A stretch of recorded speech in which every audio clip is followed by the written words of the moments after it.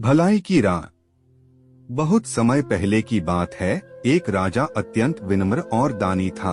अपनी प्रजा से उसे बहुत प्रेम था और सदैव उसके सुख दुख का ध्यान रखता था। इन्हीं गुणों के कारण उसकी ख्याति दूर दूर तक फैली हुई थी। दुर्भाग्य से राजा का पुत्र प्रकृति में अपने पिता से बिल्कुल विपरीत था। उसे किसी की कोई चिंता नहीं थी। उसके दुष्टतापूर्ण व्यवहार से राजा और प्रजा दोनों ही परेशान थे।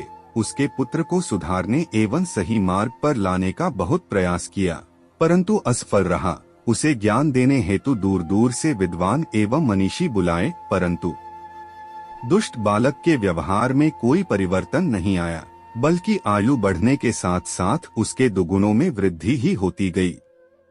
सौभाग्य से एक दिन महात्मा बुद्ध भी उस राजकुमार को सही मार्ग पर लाने की चेष्टा से उसके पास आए। उन्होंने न तो उसे डराया धमकाया न बुरा भला कहा, बल्कि स्नेह से एक नीम के पौधे के पास ले गए और राजकुमार से उस पौधे का एक पत्ता चखने को कहा। नीम के पत्ते को खाने से राजकुमार का मुंह कम्बा हो गया और क्रोध में आकर उसने उस पौधे को उसी समय उखाड़ कर फेंक दिया। महात्मा बुद्ध ने उससे कहा, राजकुमार, तुमने पौधे को उखाड़ कर क्यों फेंक दिया?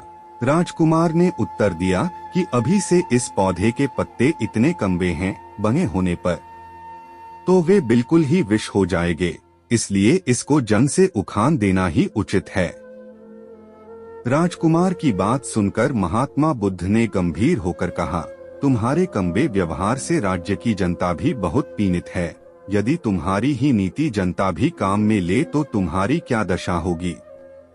अतः यदि तुम भी कुछ नाम और यश कमाना चाहते हो तो अपने पूज्य पिताजी की भांति स्वभाव में मीठापन लाओ, प्रजा से स्नेह का व्यवहार करो और सुख दुख में उसका साथ दो।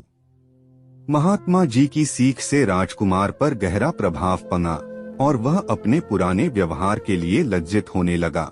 उसी दिन से राजकुमार में गंभीर परिवर्तन आ गया और दुष्टता त्याग कर उसने भलाई की राह पर चलना प्रारंभ कर दिया।